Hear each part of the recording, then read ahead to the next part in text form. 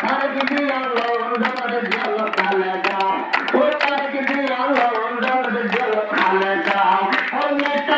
kênh